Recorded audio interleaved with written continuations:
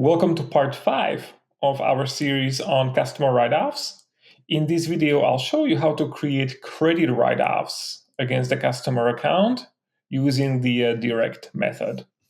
So let's set the stage first here. In terms of the setup, we need to make sure that we have an appropriate reason code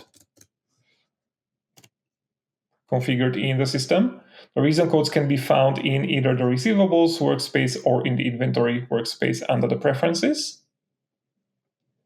And what we're going to look at, what we need to have is a reason code where the usage is set to credit write-off, right? The reason code could be anything. That's an internal ID. The description is good to be as descriptive as possible for us. And then as an offset account, because we're writing off a credit on the customer account, it's going to be one of the revenue accounts. So I'm going to park this into the other income on my P&L. And if you have sub accounts, you can set your sub accounts as needed. Let's take a look at the document now. So as an example, let's say that there is a credit memo sitting on our aging for a few years now, and it seems like the customer will never use this credit. Maybe the customer, is not in business anymore, or whatever the case may be. But let's say that there is a $50 credit, and we just want to write it off. We don't want to track that on the aging going forward. So how do we do that? First things first, we have to make sure that we have a credit write-off allowed for this customer. That's in the financial tab in this enable write-offs. So the checkbox is on, and the limit is set to $300. So that is way over the $50 that we need to write off. So we should be good.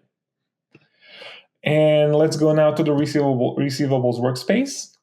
And in the processes, there is a write-off balances and credits module. So we're gonna click on this module, and in the type, instead of the balance write-off, we'll select a credit write-off, and I need to select my customer now. I think this is the one, Western Star Trucks. We have to make sure that we have appropriate reason code selected, right? So on the credit write-off usage, there are only two in my system. One is for the cash discount write-offs, and then for a regular credit write-off. So that's the one I'm going to be using. The limit is $300. And here is a list of all documents that are currently sitting, right, under that customer. I only have this one credit memo left, so I can select this document. Here is my running total. So my selection total is $50 since I'm only selecting one document. You could select multiple documents if you need to or want to create a credit write-off, but I only have this one. And all I have to do now is just to hit process. There you go. So the system processed this credit memo.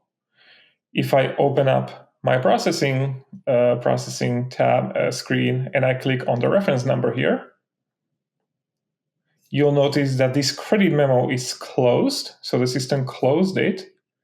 And in the applications tab, we'll see that the offsetting document to offset this credit memo is a credit WO, or a credit write-off. So I can open this document up. And you'll notice that this is a document from the invoices and memos module, the one on the bottom called credit write-off. So this is the offsetting document. And last but not least, we can take a look at the journal entry.